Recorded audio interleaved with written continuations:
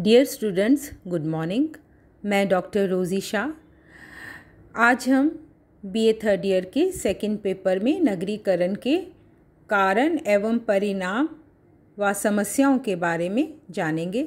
जैसा कि अपने पूर्व के व्याख्यान में मैंने आपको बताया था कि इस टॉपिक को मैं 2 भागों में बांटकर आपको समझाऊंगी और कल मैंने आपको विस्तार से नगरीकरण के कारणों के बारे में चर्चा की थी। उम्मीद करती हूँ कि आपको समझ आया होगा कि नगरीकरण के कारण क्या हैं। आज हम नगरीकरण के परिणाम एवं समस्याओं के बारे में जानेंगे।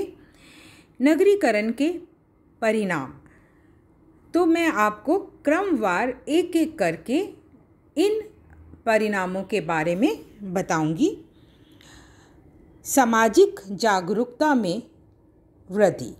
सामाजिक जागरूकता एक ऐसी चेतना है जो लोगों को अपने कर्तव्यों और अधिकारों के प्रति चेतनशील बनाती है। ये सामाजिक तथा राजनीतिक विकास की एक आवश्यक दशा है।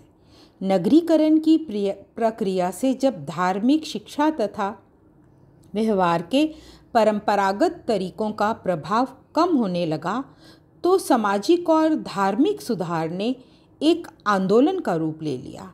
इससे समाज में व्यवहार के ऐसे प्रतिमान विकसित होना आरंभ हुआ जो समताकारी मूल्यों पर आधारित हैं। भारत में स्वतंत्रता के बाद नगरीय मनोवृत्तियों ने लोगों को एक ऐसी व्यवस्था के प्रति संगठित करना आरंभ किया जिसमें उनका भविष्य अधिक सुरक्षित बन सके। वर्तमान जीवन के लोकतांत्रिक मूल्य भी बढ़ती हुई सामाजिक जागरूकता का ही एक रचनात्मक परिणाम है। आर्थिक विकास। नगरों में बड़े बड़े उद्योगों की स्थापना होने तथा व्यापार और वाणिज्य का विस्तार होने से भारत की परंपरागत आर्थिक संरचना में व्यापक सुधार होने लगा है और उसके फलस्वरूप प्रति व्यक्ति आय बढ़ी है, लोगों के जीवन स्तर में सुधार आया है। नई आर्थिक संरचना में तकनीकी में इस तरह सुधार करने की आवश्यकता को अनुभव किया जाने लगा जिससे कि जो विभिन्न उत्पादन हो रहे हैं उनकी गुणवत्ता को बढ़ाया जाए और इसी के फलस्वरूप तकनीकी शिक्षा देने के लिए अनेक महाविद्यालय खोले गए। आर्थिक विकास से विशेषीकरण को भी प्रोत्साहन मिला। आज किसी भी जाति का, वर्ग का व्यक्ति अपनी योग्यता और कुशलता को बढ़ाकर अपनी परिस्थिति को उठा सकता है, नीचे से ऊपर यानी उच्च परिस्थिति को प्राप्त कर सकता है। इसका अर्थ है कि नगरीकरण की प्रक्रिया ने आर्थिक विकास के द्वारा बंद स्तरीकरण की जगह खुले स्तरीकरण की व्यवस्था को स्थापित करना आरंभ कर दिया। आपको यहाँ मैं याद दिलाना चाहूँगी, बंद स्तरीकरण जो जन्म पर आधारित है, जिसमें बदलाव या परिवर्तन करना संभव नहीं है क्योंकि व्यक्ति चाहकर भी, योग्यता से भी, उपलब्धियों के आधार पर भी अपनी जाति को परिवर्तित नहीं कर सकता है। लेकिन खुला स्तरीकरण व्यक्ति अपनी योग्यता, शिक्षा, कुशलता, मेहनत और उपलब्धियों के आधार पर अपनी परिस्थिति में परिवर्तन ला सकता है। लौकिक मूल्यों तथा धर्म निरपेक्षता में वृद्धि। भारतीय समाज की परंपरागत संरचना इस तरह के विश्वासों से बंधी हुई थी कि जिसके फलस्वरूप भाग्य और अंधविश्वास को प्रोत्साहन मिलना आरंभ हो गया। लेकिन नगरीकरण के फलस्वरूप जब आधुनिक शिक्षा, वैज्ञानिक ज्ञान, तार्किक व्यवहारों का प्रभाव बढ़ा तो अलौकिक शक्ति की जगह उन मूल्यों को प्रोत्साहन मिलने लगा जो लौकिक अथवा सांसारिक उपलब्धियों को अधिक महत्वपूर्ण मानते हैं। लौकिक मूल्यों में पवित्रता का संबंध स्वास्थ्य के नियमों से है, यानी स्वास्थ्य के नियमों से मानते हैं। धार्मिक स्थानों पर यदि किसी गंदे तालाब या कुंड में स्नान को नहीं। ये नियम अंधविश्वासों की जगह आत्मा की शुद्धता और मानव सेवा को महत्व देते हैं।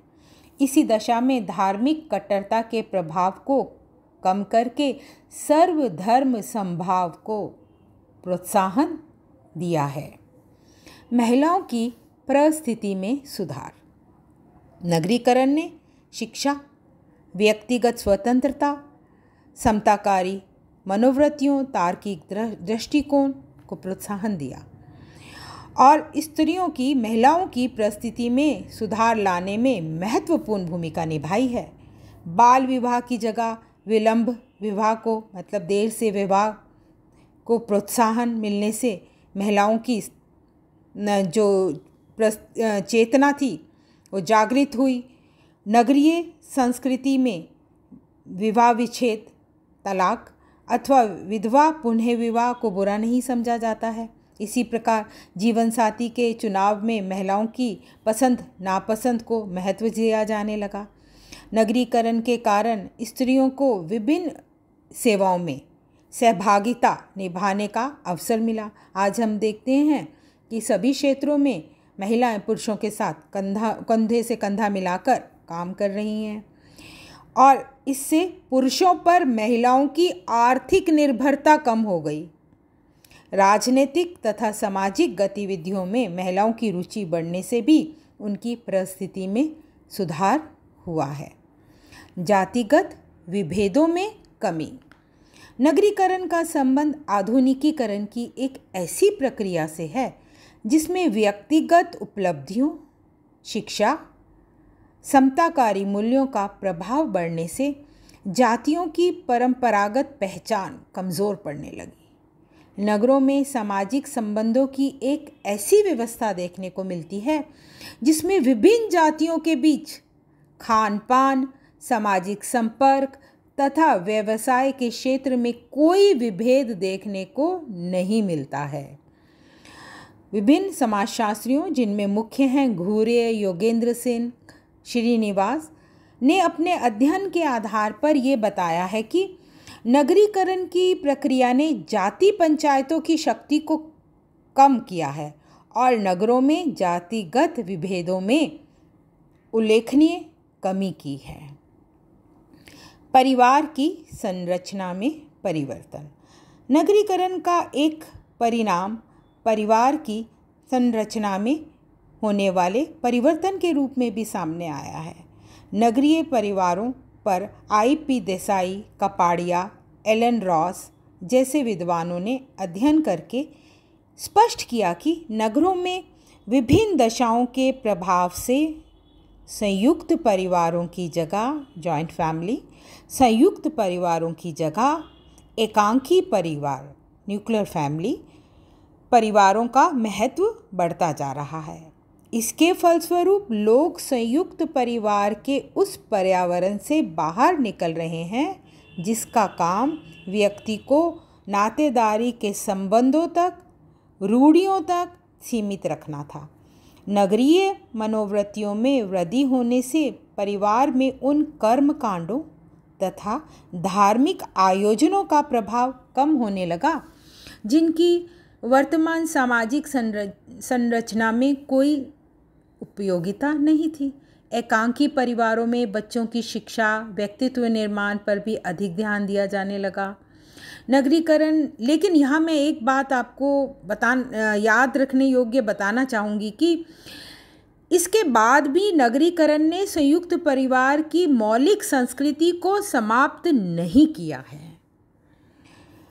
इसी परिवार की संरचना में परिवर्तन से संबंधित ही एक और बिंदु भी इसके तहत मैं बताऊंगी आपको, ग्रामीण जीवन में परिवर्तन।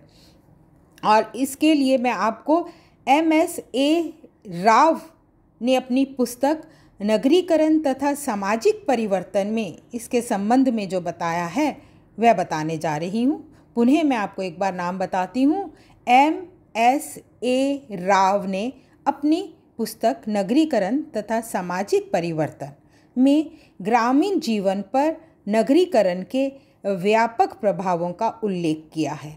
उनके अनुसार नगरीकरण के फलस्वरूप गांवों में मुद्रा का प्रचलन बढ़ा, व्यापारिक फसलों की पैदावार को अधिक महत्व मिलने लगा, जजमानी व्यवस्था समाप्त हो गई, विघटित हो गई, ग्रामीणों के रहन सहन और व्यवहार के तरीकों में परिवर्तन हो गया, संचार के नए साधनों से प्राप्त होने वाली जानकारी से उनकी मनोवृत्तियां बदलने लगीं तथा अंतरजातीय संबंधों में परिवर्तन की प्रक्रिया शुरू हो गई।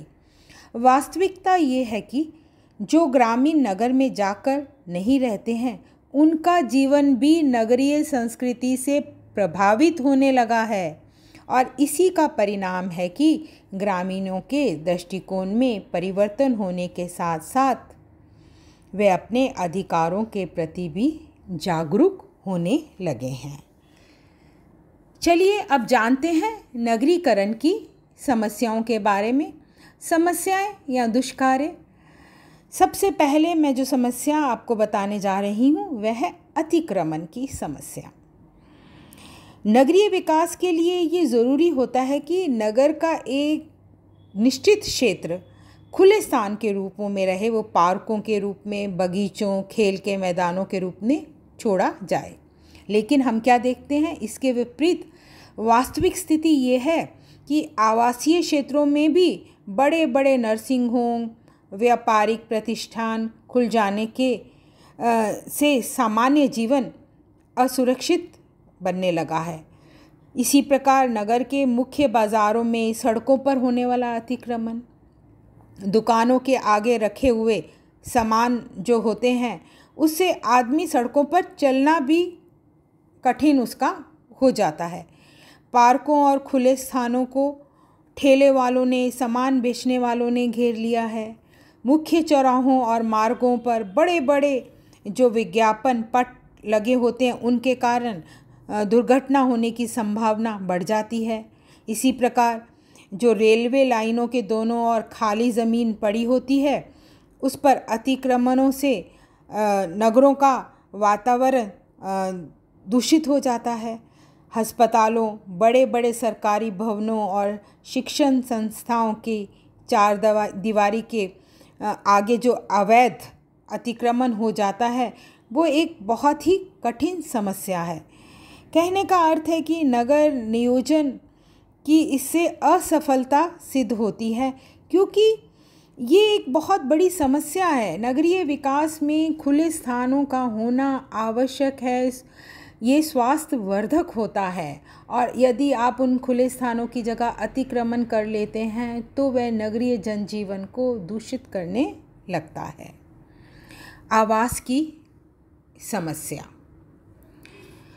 वर्तमान में भारत के नगरों में जनसंख्या का घनत्व निरंतर बढ़ता जा रहा है। प्रति वर्ग किलोमीटर में ये लगभग 3500 है। इसका अर्थ है कि नगरों में जिस घनत्व के आधार पर विभिन्न सुविधाओं की व्यवस्था की गई थी, उसकी तुलना में नगरों की जनसंख्या बहुत अधिक है।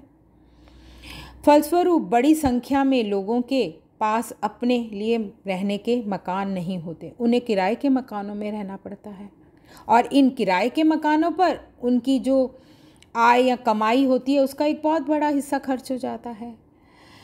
उदाहरण के तौर पर मुंबई, दिल्ली, कोलकाता, हैदराबाद, कानपुर ऐसे नगर हैं, और भी इसके अलावा बहुत से ऐसे नगर हैं जिनमें लोगों के पास अपना रहने के लिए घर नहीं है, और लाखों लोग रात में फुटपाथ पर सोने के लिए मजबूर हैं, जबकि सरकार द्वारा कमज़ोर वर्गों के लिए आवास की व्यवस्था के लिए कार्यक्रम बनाए जाते हैं, लेकिन उन कार्यक्रमों का लाभ भी बहुत कम लोगों को मिल पाता है। गंदी बस्तियाँ। इस समस्या का संबंध भी नगरों में बहुत अधिक जनसंख्या होने से है। गंदी बस्तियाँ हम ऐसे क्षेत्र को कहते हैं जिसमें टूटे फूटे मकान होते हैं, या टीन के टुकड़ों से बने हुए, पॉलीथीन और कच्ची दीवारों की सहायता से, या कि कुछ और ऐसे छोटे मोटे जो कचरी की चीज़ें होती हैं उनको उठाकर से बने हुए झुग्गी झोंपड़ियाँ होती हैं। और ऐसे क्षेत्रों में शौचालय, पानी, बिजली की कोई सुविधा नहीं होती है। गरीबी और पतन की संस्कृति इन गंदी बस्तियों की विशेषता होती है। विशेष बात यह है कि जो नगर जितना बड़ा होगा उसके रेल लाइनों के दोनों ओर खाली पड़ी हुई ज़मीन पर इस तरह की बस्तियों की संख्या उतनी ही अधिक होगी। एक अनुमान है कि दिल्ली, कोलकाता, मुंबई जैसे नगरों की 40% से भी अधिक जनसंख्या इन गंदी बस्तियों में निवास करती है। प्रदूषण की समस्या। प्रदूषण की समस्या जनसाधारण के स्वास्थ्य के लिए एक खतरा है। नगरों में कूड़े, कचरे और गंदगी के ढेर हर जगह देखने को मिल सकते हैं। सीवरेज जो लाइनें हैं उनकी सही व्यवस्था नहीं होने के कारण दूषित जो पानी है वो सड़कों पर फैला रहता है। कारखानों, उद्योगों की चिमनियों से निकलने वाला धुआं, मोटर वाहनों से निकलने वाला धुआं वातावरण को इतना प्रदूषित कर रहा है कि नगरों की जनसंख्या का एक बहुत बड़ा हिस्सा सांस और फेफड़ों के रोगों से पीड़ित हो गया है। आँखों की जलन, त्वचा संबंधी बीमारियां, टीबी प्रदूषण से ही पैदा होते हैं। अत्यधिक शोर से अधिकांश नगरवासी मानसिक तनावों से घिरे रहते हैं। प्रदूषण के लिए बहुत से उपाय किए जा रहे हैं, लेकिन अभी बहुत अधिक सफलता नहीं मिली है। मानसिक तनाव, इस संबंध में मैं आपको एक विद्वान का जो अध्ययन है उसके बारे में बताना चाहूँगी। ममफोर्ड ने लिखा है कि नगरों में व्यक्तित्व विघटन, चिंता, कार्य संबंधी असुरक्षा और अकेलापन व्यक्ति में मानसिक तनाव पैदा करके तरह तरह के मनोविकारों को जन्म देने लगा है, जो लोगों में प्रतिस्पर्धा यानी प्रतियोगिता, संघर्षपूर्ण दशाओं और आर्थिक कठिनाइयों से अनुकूलन सामंजस्य नहीं कर पाते, उन लोगों में निराशा, हीनता की भावना पैदा होने लगती है। मानसिक तनाव के संबंध में ही रॉबर्ट ई पार्क के अनुसार ऐसा आदमी एक सीमांत आदमी होता है जो एक नई संस्कृति से संबंधित मूल्यों के अनुसार व्यवहार नहीं कर पाता है, और ये सभी दशाएं सामाजिक अनुकूलन में बाधा पैदा करती हैं। अपराधों में वृद्धि। जब मैं अपराधों की बात करती हूँ तो इसमें बाल अपराध भी शामिल हैं। नगरों में बढ़ते हुए संगठित अपराधों के कारण आम जन का जीवन असुरक्षित होने लगा है। चोरियां, अपहरण, लूटमार, रेप आदि की घटनाएं दिन प्रतिदिन बढ़ती जा रही हैं। बड़े बड़े भूमाफिया ज़बरदस्ती लोगों की संपत्ति को हड़प रहे हैं।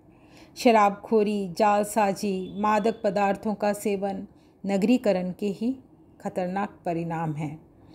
वस्तुओं में मिलावट पहले से ही नगरीय जीवन की एक समस्या थी, लेकिन आज हम क्या देख रहे हैं? नकली दूध बनाने का धंधा भी एक उद्योग का रूप लेने लगा है, जो बच्चों के जीवन से खिलवाड़ है। ऐसे लोग अपने राजनीतिक प्रभाव के कारण भी बच निकलते हैं। संपूर्ण सुरक्षा और कानून व्यवस्था भी इन अपराधों में अभी पूर्णतः सफलता नहीं पा सकी है। अब मैं आपको अगला पॉइंट बताने जा रही हूँ, बुनियादी यानी मूलभूत सुविधाओं की कमी। आमतौर पर गांव और कस्बों में लोग नगर में इस कारण आकर बसते हैं जिससे उन्हें बिजली, पानी, स्वच्छता, हरियाली, स्वास्थ्य, यातायात, रोज़गार की सुविधा मिल सके। लेकिन होता क्या है? इसके विपरीत अधिकांश राज्यों के नगरों में लोगों को कुछ घंटे ही पानी और बिजली की सुविधा मिल पाती है। नगरों में टूटी हुई सड़कों के कारण अनेक क्षेत्रों में तो चलना भी कठिन है। स्वास्थ्य विभाग के कर्मचारी स्वच्छता के प्रति कार्य करते हैं, लेकिन जो व्यवस्था जितनी जनसंख्या के लिए उपलब्ध होती है उससे जनसंख्या बहुत अधिक है। जगह जगह पर टूटी हुई सड़कें, गंदे पानी का भरना एक गंभीर समस्या है।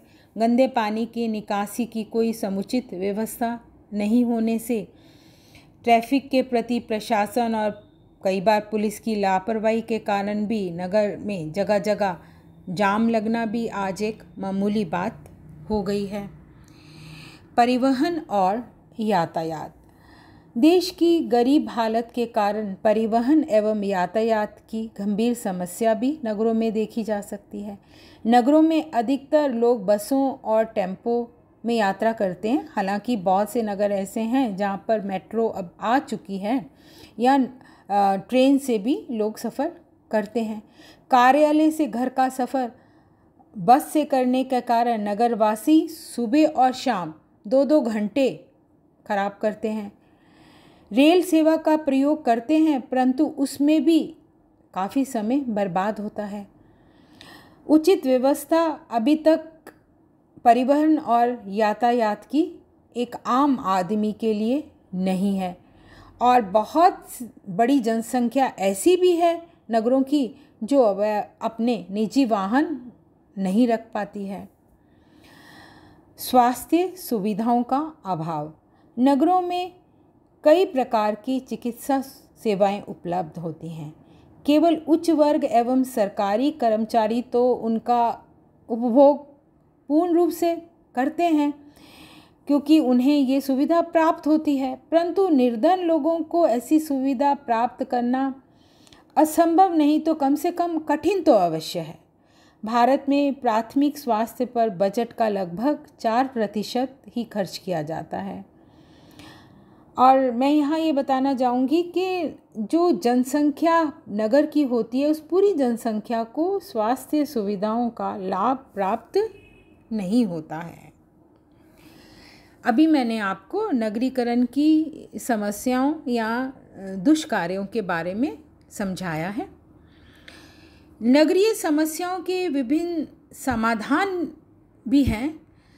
वैज्ञानिक तथा विश्व स्वास्थ्य संगठन द्वारा समय समय पर ये सुझाव सुझाए गए हैं। विश्व स्वास्थ्य संगठन ने लगभग 1 दशक पूर्व स्वास्थ्य नगर योजना प्रारंभ की। आज ये कार्यक्रम लगभग 650 से अधिक देशों में चल रहा है। इस योजना के द्वारा नागरिकों के स्वास्थ्य को सुधारा जा रहा है। इस संगठन के अनुसार स्वस्थ नगर का निर्माण करने के लिए नगर से संबंधित पर्यावरण एवं सामाजिक तथा आर्थिक पहलुओं को सुदृढ़ करना होगा। जब तक नगर के व्यक्ति, सरकार तथा विभिन्न संस्थाएं सब मिलकर नगरीय समस्याओं को समाप्त करने का प्रयास नहीं करेंगे तब तक कुछ नहीं हो सकता। इस संगठन ने समस्याओं के समाधान के लिए कुछ सुझाव दिए, जैसे प्रदूषण पर नियंत्रण, जनसंख्या दबाव एवं माइग्रेशन पर नियंत्रण, प्रवास पर नियंत्रण, सरकारी एवं गैर सरकारी संगठनों द्वारा, स्वयंसेवी संस्थाओं द्वारा जन चेतना जागृत करना, स्वास्थ्य इकाइयों की स्थापना करना जिसके तहत स्वस्थ पाठशाला, स्वस्थ कार्यस्थल, स्वस्थ बाजार आदि को विकसित करने का सुझाव दिया गया। Thank you.